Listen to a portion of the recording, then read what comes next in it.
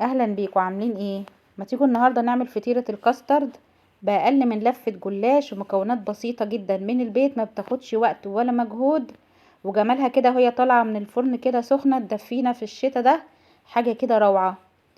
معايا كوبايه ونص لبن هنزل عليهم.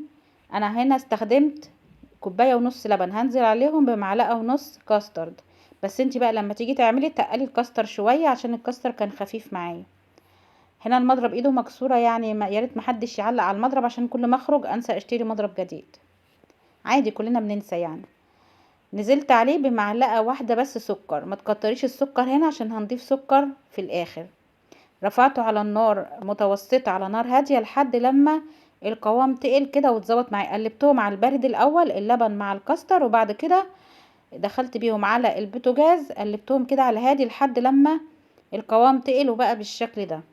بس هو القوام هنا كان خفيف معايا، فانتي بزودي الكاستر شويه. انا مرضتش اتقله عشان مره كنت متقله قوي وما كانش حلو بصراحه. عندك بقى لفه جلاش في الفريزر متكسره كده بقالها اسبوعين ولا شهر، طلعيها تسيبيها تبوظ ليه؟ طيب طلعيها اعملي بيها حاجه حلوه للولاد تدفيهم في الشتا ده.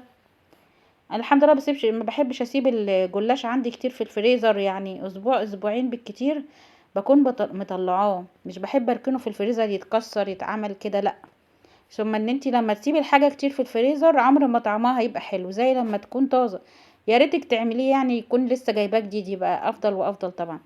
انا بحب اجيب الجلاش من الفطاطري عشان بيبقى طازه يوم بيوم. مش بحب اجيبه من السوبر ماركت لان طبعا بيبقى مركون بقاله فتره وكده.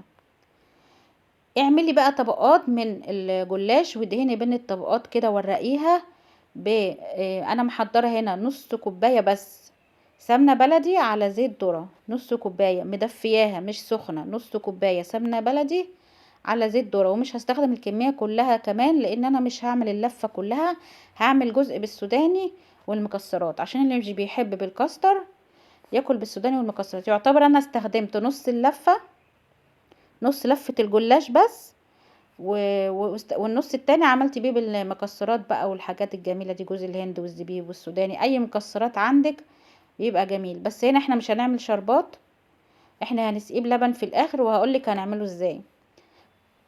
اعملي بقى طبقات كده من الجلاش، وفي نص الفطيرة تروحي ضايفة الكاستر. شوفي الكاستر كان خفيف ازاي، انتي بتقليه شوية.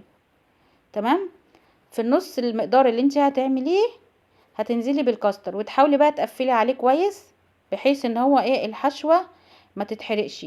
لو بان اي حاجة من الحشوة تتحرق على جوانب الصينية وتحرق الجلاش معاها. فانتي حاولي تقفلي كويس على الحشوة، وطبعا تبقي عاملاها ايه تقيلة شوية.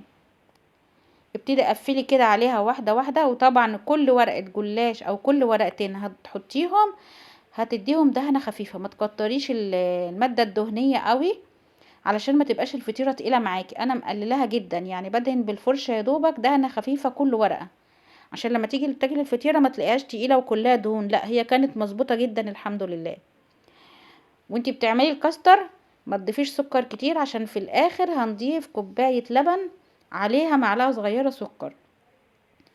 اهم حاجة في حاجة البيت ان السكر يبقى مظبوط.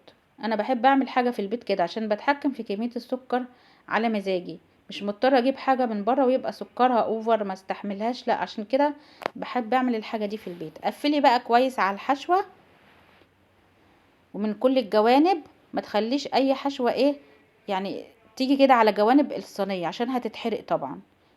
جبت انا ورقتين جلاش وببتدي اقفل كويس، دول اخر ورقتين تقريبا.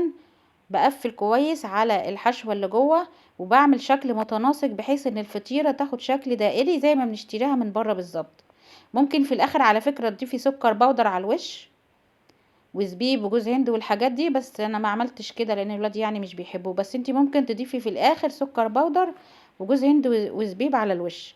دخليها بقى فرن ساخن درجة حرارة 200 الرف الاوسط، مش هتاخد وقت كتير.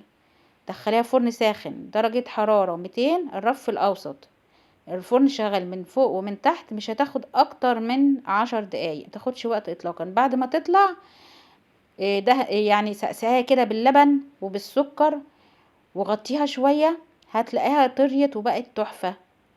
عايزة اقولك طعمها كان روعة، ما خدتش وقت ولا مجهود وما سيبناش الجلاش يبوش في الفريزر. يبوظ في الفريزر.